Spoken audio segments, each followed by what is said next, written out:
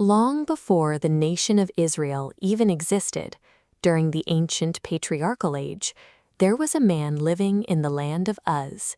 His name was Job. The prophet Ezekiel would later rank him alongside Noah and Daniel as a historical pillar of righteousness. Job was staggeringly wealthy.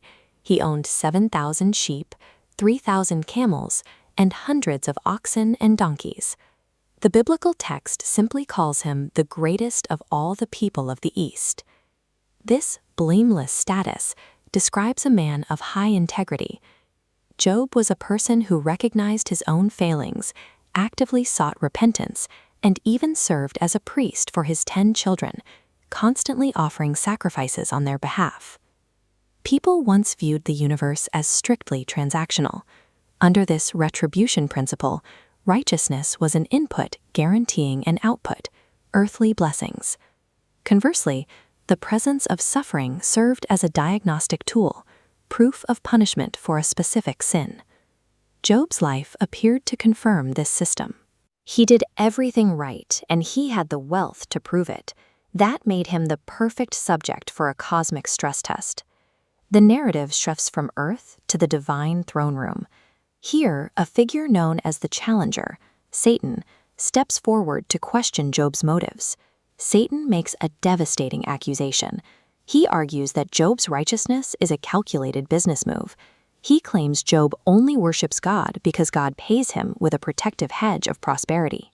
God allows Satan to test Job, but establishes strict boundaries.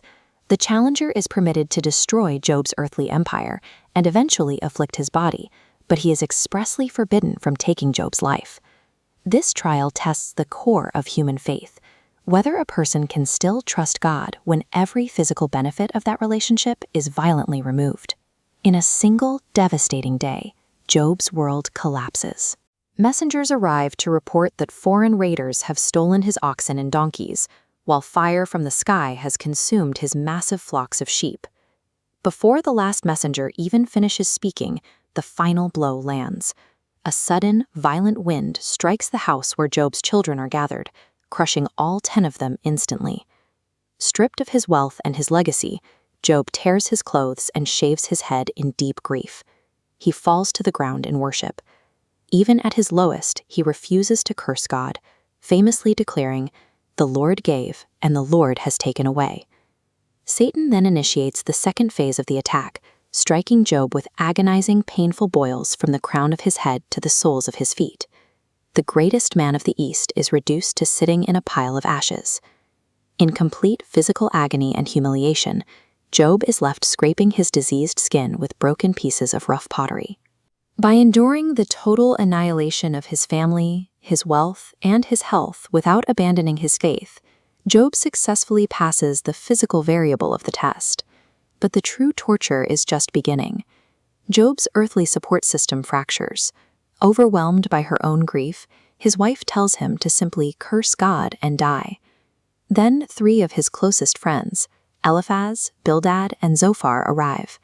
The sight of his agony is so severe that they sit with him in total silence for 7 days. When they finally speak, their strict theology takes over. Because they blindly trust the idea that all suffering is a direct punishment for sin, they deduce that Job must be hiding a terrible, secret crime. Job fiercely pushes back. He knows he is innocent.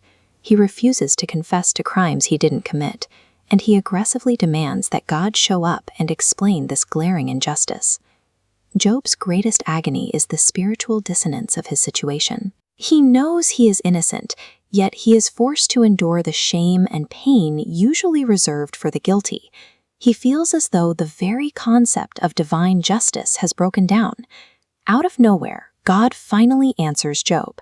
He suddenly arrives in the form of a terrifying, churning whirlwind. Yet in his entire response, God never mentions Satan. He never brings up the cosmic wager, and he refuses to give Job a direct explanation for his suffering. Instead, God unleashes a barrage of unanswerable questions. He asks Job where he was when the foundations of the earth were laid, challenging him on the engineering and the day-to-day sustaining of the entire cosmos.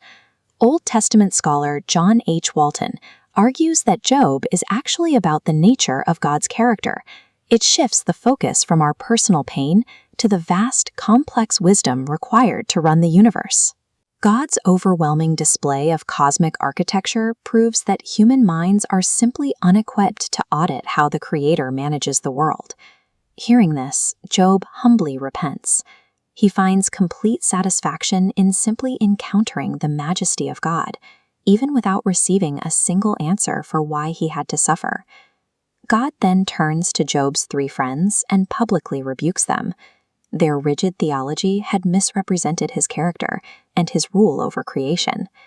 In the aftermath, God restores Job's earthly fortunes. He grants him double the livestock he lost, 10 more children, and another 140 years of life. Faith is often treated like a transaction, a way to guarantee a smooth life. Job proves otherwise. When suffering becomes incomprehensible, the goal is to rely on God's wisdom rather than demanding an audit of his justice.